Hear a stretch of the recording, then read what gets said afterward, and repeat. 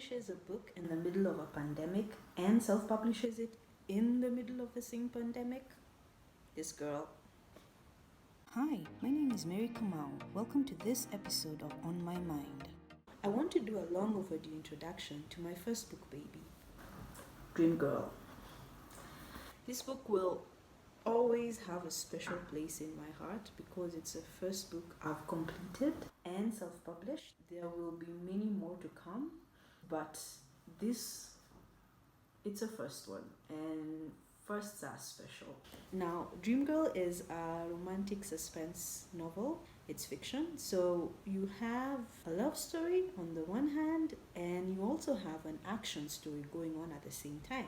So let me tell you a little bit about the love story first, because I love me some good fiction. The main characters of this book are Hope and Dean. Hope is a college girl. She is in the final lap of her campus years, and she's having a bit of a quarter-life crisis because she's not so sure that what she spent the past couple of years studying is what she wants to do for the rest of her life. And I think most of us have kind of been there at some point.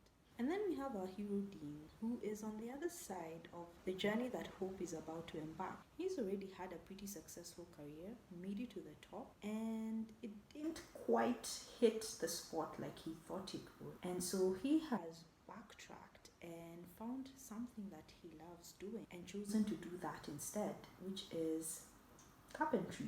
And why he makes the choice to do carpentry out of every vocation possible is something you'd need to read the book to find out, because he does explain why. So we have these two very different characters. We have Hope, who is green-eyed and still very idealistic about life, still figuring out who she is and what she wants to do with the rest of her life. And we have Dean on this other side, who has kind of seen and done some things, and he has an idea of what he wants out of life, and he also has an idea of what he doesn't want from life, and that has informed a lot of the choices he's made. And in comes the catalyst that leads them into each other's life, and that's the death of Hope's father.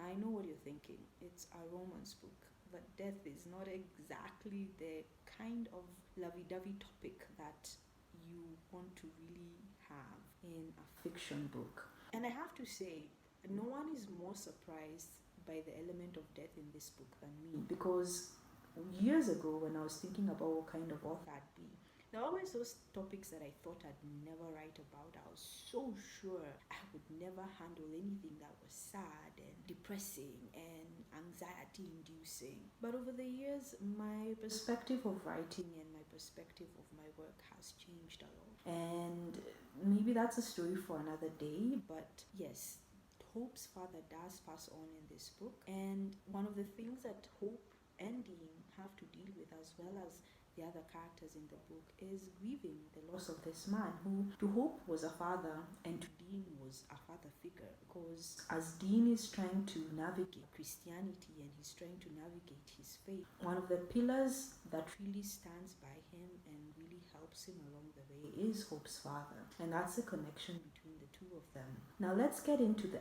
action story a little bit. After the death of Hope's father, as usually tends to happen, there is a matter of inheritance, what he has left behind for Hope and his sisters, who you also get to meet in the book. And in the process of uncovering exactly what Hope's father's will is, and Hope's father is called Harry, and that's why the series is called Harry's Girls. In the process of finding out what Harry's last wishes were, the girls find out that there was a lot that their father didn't tell them in terms of the kind of wealth he had amassed and some of the things that he'd gone through trying to protect that wealth, not only for them but even for the community that they live in. And that's how Hope and her sisters find themselves in the middle of a tussle between two gangs, both of whom want the piece of land that Harry has left them. They are not willing to back down, they are not willing to sell it, they are not willing to give up what they consider is their birthright. And these gangs are not willing to let up. They're not willing to just sit back and allow these three little girls to have their way. And that's where the action centers, with these two factions trying to do their best to oust each other, but at the same time trying to figure out how to get rid of these women who are a bit too stubborn for their own good. In the process, Hope and Dean are falling in love, and it's an inconvenient time to put it mildly, to fall in love, but they're trying to navigate these newfound feelings they have for one another, and at the same time dodge and duck all the bullets that are flying past them. So you have romance and action all gelling into one, and it's a kind of book I love to read, where you don't just have one story going on, but you have two concurrent stories that are feeding into each other. So if you like your romance with a dash of action, this is a book you will definitely enjoy. It's set in a Kenyan space, in a Kenyan setting. The characters are Kenyan. The book is retailing for only 1,500 shillings, and you can get it by placing your order through WhatsApp. The number is 0745 I'll also include a link to the WhatsApp chat that you can use to place your order. Countrywide delivery is available for those who are in Nairobi. It's 300 shillings. If you're outside Nairobi or in its environs, you can definitely inquire about delivery cost. It won't be too much above 300. And in case you want to make an ebook purchase, you can get it on Amazon. I'll also include the link to that. So, Dream Girl, by me, first book, baby, near and dear to my heart, first of many. Book number 2 is on the way. It is Hayley's story. Hayley is one of Hope's sisters, and I had hoped to have it ready by the end of June. Unfortunately, that wasn't possible, and I had to make the call to push forward the release date just to ensure that the book got the love that it deserved. And I'm definitely working hard on making sure I tie up all the loose ends so that I can have book number 2 in your hands as soon as possible. So if you haven't read book 1, now is a good time to get all caught up. It's a standalone, so you won't be left hanging. There are no cliffhangers, but you'll definitely benefit from having that introduction to all the characters by the time you're reading book number 2 when you pick up Hayley's story. So there you have it. Book babies. Writing a book is fun.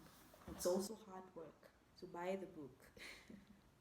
There's nothing as encouraging to an author as having a reader get their book and give them feedback and tell them all the things that they enjoyed about it. I think it's probably one of my favorite moments as an author. So if romance is your thing, definitely get the book. If it's not, you can always buy it and gift it to someone. If you don't know anyone you can gift, you can always buy it and let me do the gifting. I'll definitely not find someone that can enjoy the book. And with that, I am off to get some work done on Numbers Girl, which is book number 2.